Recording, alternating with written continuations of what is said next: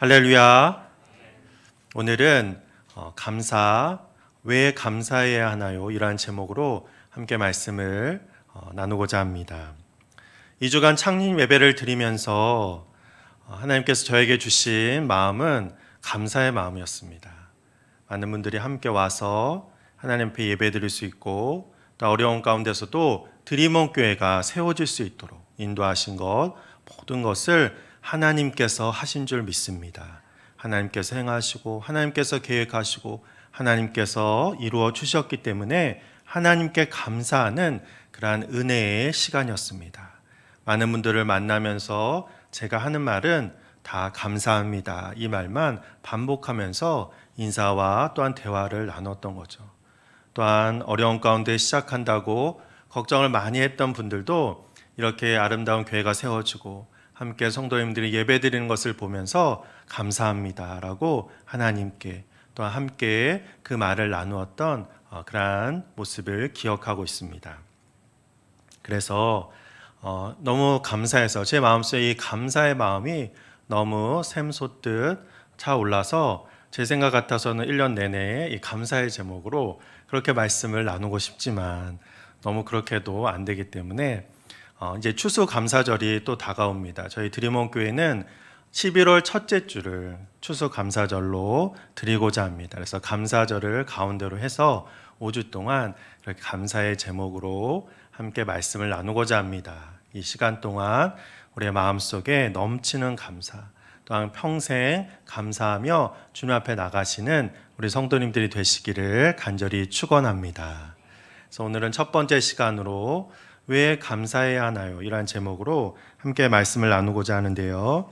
정광 목사님이 쓰신 평생 감사라고 하는 그러한 책이 있습니다. 기독교 서적이고 하나님에 관한 이야기도 나오기 때문에 이 책이 기독교 서적으로는 굉장히 많이 그렇게 사람들에게 읽혀진 책입니다. 2014년까지 40만 권이 넘게 그렇게 팔린 그러한 책이고 베스트셀러입니다. 기독교 서적으로서 이렇게 많이 팔리기가 쉽지 않은데 그만큼 이 감사의 의미가 많은 사람들에게 큰 울림을 주었고 또 그 소중함을 알리는 그러한 책이기 때문에 이렇게 대중적으로 읽히게 된 것이죠. 근데 이 책에 보면 감사를 한마디로 이렇게 이야기하고 있습니다. 감사는 행복의 문을 여는 열쇠다라고 말씀하고 있는 거죠. 우리가 문이라고 하는 것은 한 공간과 다른 공간을 연결하는 통로이죠. 그래서 그 문이 닫히면 다른 세계로 나갈 수가 없는 겁니다. 아라비안 나이트 그 이야기에 보면 보물창고가 있는데 그 문을 여는 주문을 알지 못해서 그 앞에서 답답해하는 그런 사람들의 모습이 나오죠.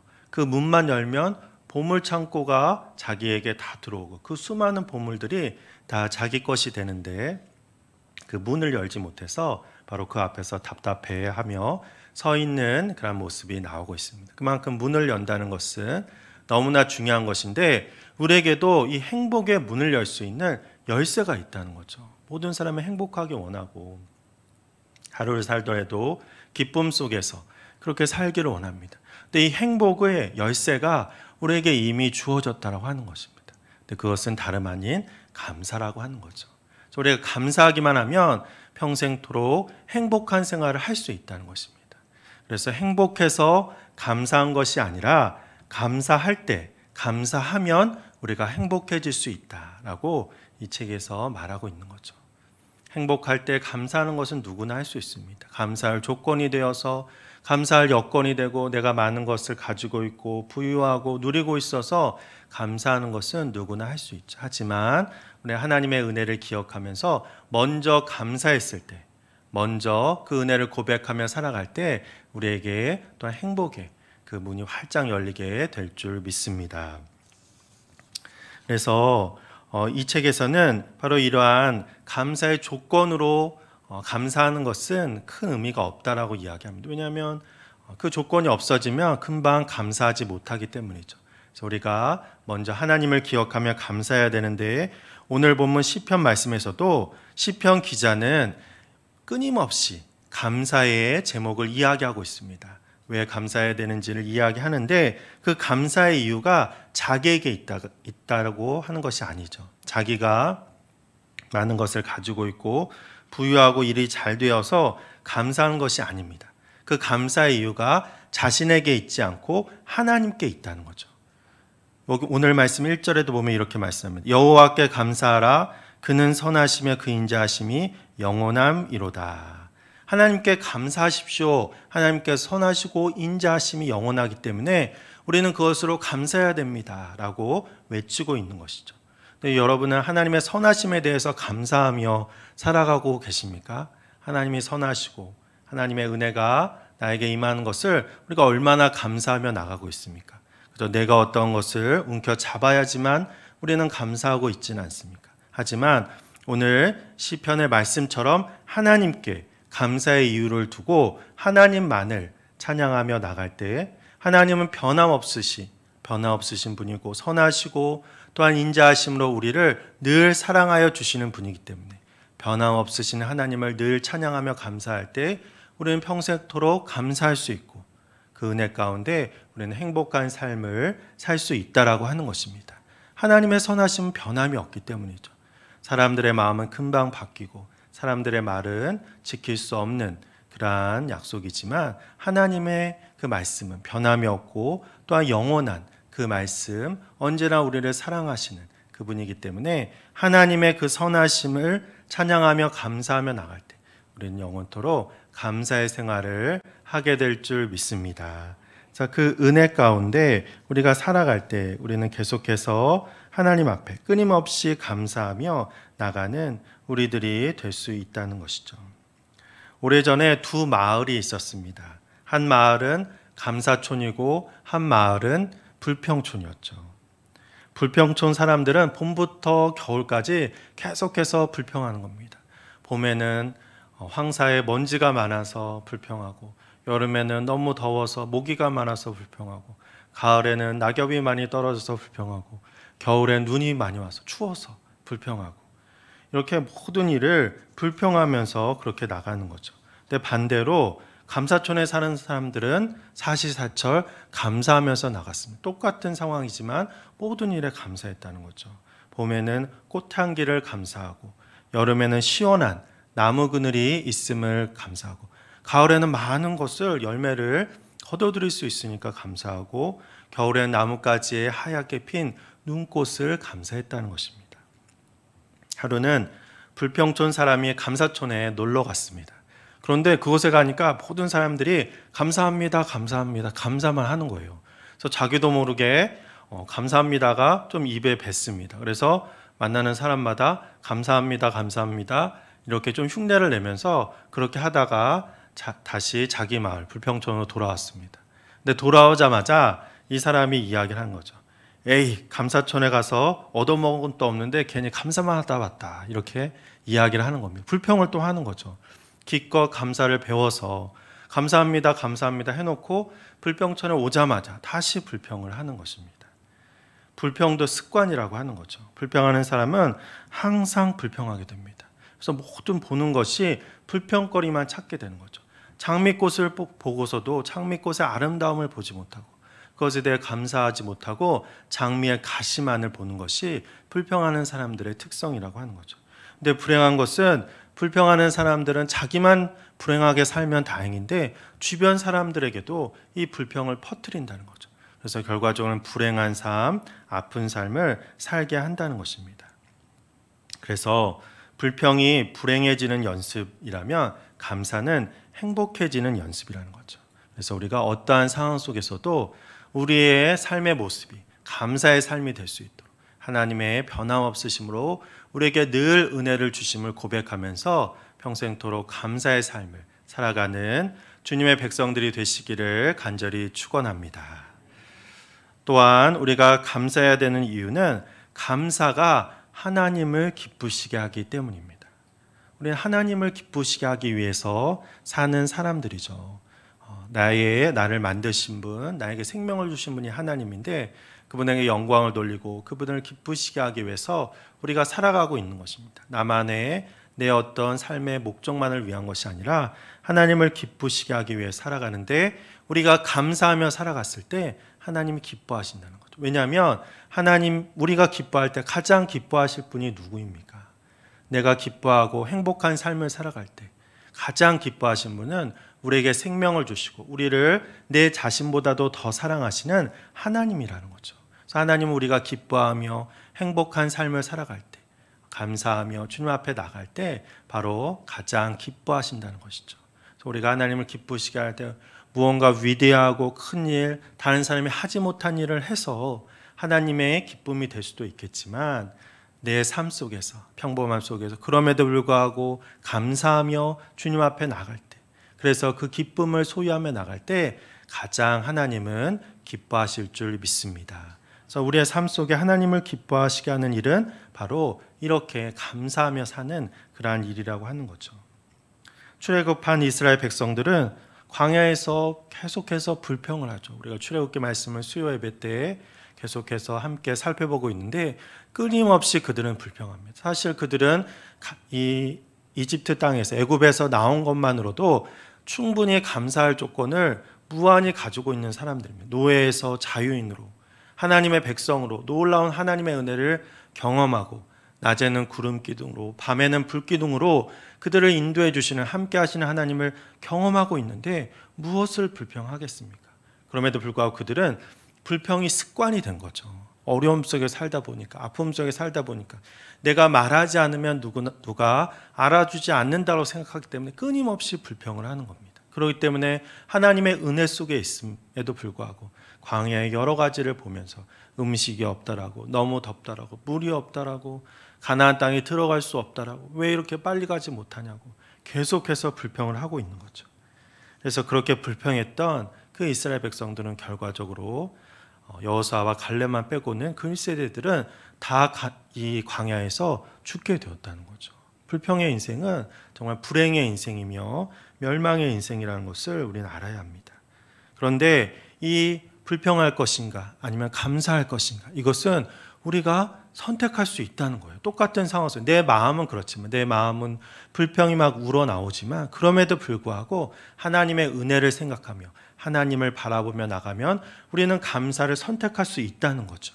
그렇게 감사하며 나갈 때 또한 그것이 우리에게 거룩한 습관이 되고 아름다운 삶의 모습이 되어서, 성품이 되어서 어떠한 상황 속에서도 감사의 조건을 찾을 수 있고 입술로서 또한 마음으로서 감사하는 그러한 자가 될 수 있다는 것입니다. 그래서 불평을 또 감사를 선택할 것인가의 그 기로에서 우리가 감사를 선택하며 나갈 때 우리는 진정으로 하나님께 영광 돌리며 풍요롭고 행복한 삶을 살 수 있다는 것입니다. 그래서 하나님께 감사함으로 진정으로 기쁨을 드리는 우리가 되어야 할 것입니다. 또한 우리가 감사해야 하는 이유는 감사가 기적을 일으키기 때문이죠. 기적이라는 것이 무엇입니까?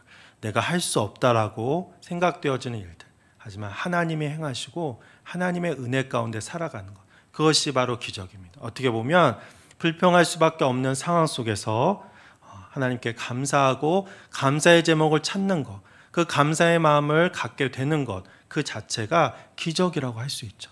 하지만 또한 우리가 감사하며 살아갈 때 또한 내가 정말 감당할 수 없는 하나님의 은혜와 기적을 경험하게 된다는 것입니다. 미국 오하이오주에 프록터 gem블 비누 회사라고 하는 회사가 있습니다. 이 프록터라고 하는 그러한 사람이 세운 그러한 비누 회사인데, 이 프록터라고 하는 이 사람은 아주 신실한 신앙인이었습니다. 그래서 어떠한 상황 속에서도 하나님께 감사하며 하나님께 먼저 예배드리고 하나님의 은혜를 늘 감사하며 찬양하는 그러한 사람이었습니다. 그런데 하루는 이 회사가 제법 이제 규모가 커지고 많은 비누를 생산했는데 직원 한 명이 실수를 한 거예요.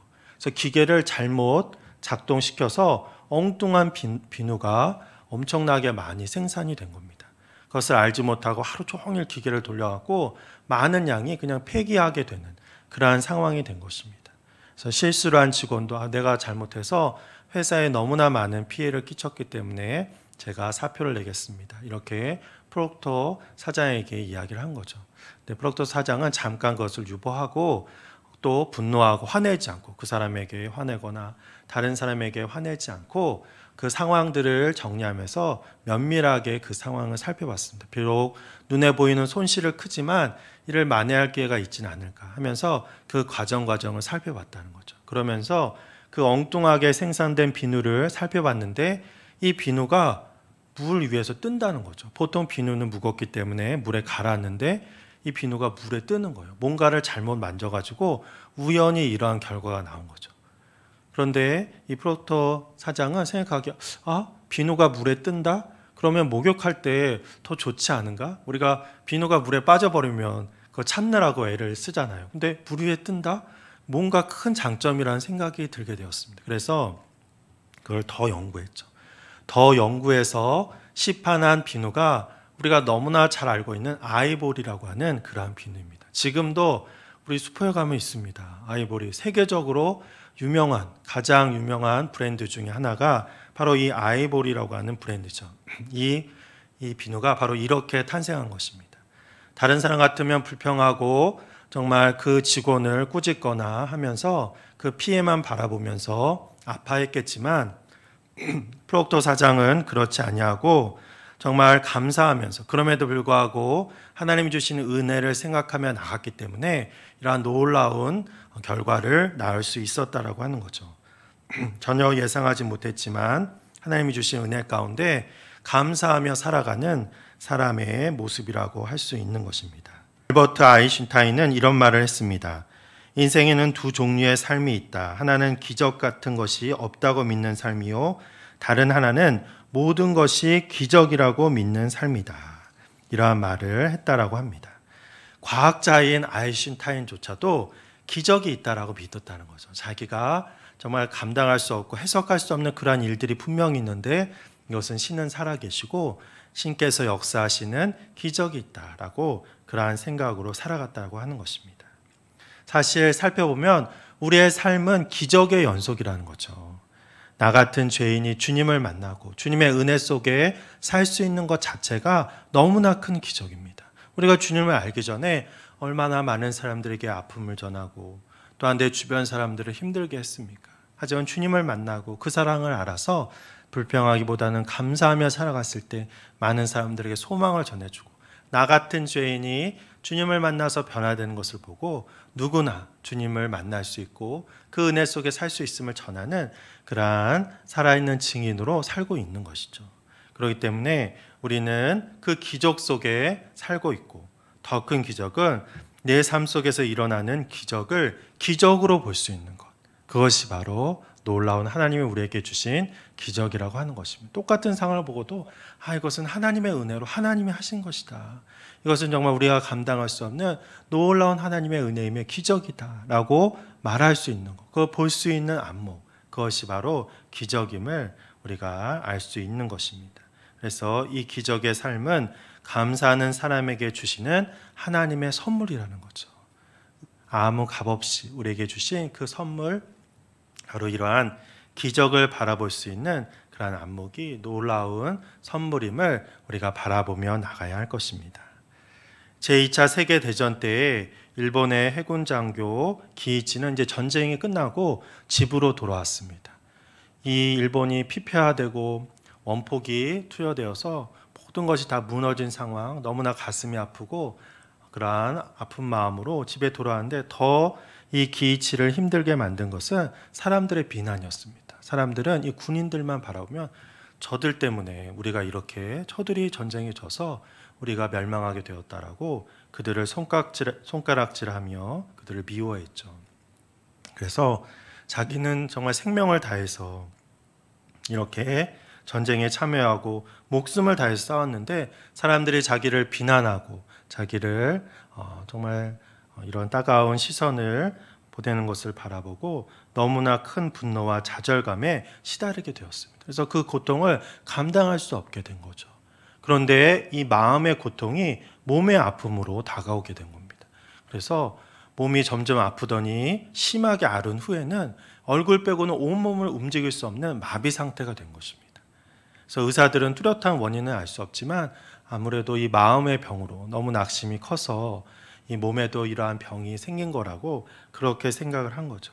그래서 얼굴 근육만 빼놓고 온몸을 움직일 수 없는 그런 마비 상태에서 살아가게 된 것입니다. 얼마나 힘들고 얼마나 낙심되는 상황입니까? 정말 모든 것을 포기하고 싶은 그러한 마음이었던 것이죠. 그런데 이것이 어떤 마음의 병임을 안 그 의사는 심리 그 의사는 이 기이치에게 다가가서 이렇게 이야기합니다. 기이치 선생님, 낫기를 원하시죠? 낫기를 원하시면 제가 부탁하는 대로 말하는 대로 한번 해보십시오. 감사합니다 이렇게 말해보라고 이야기를 하죠.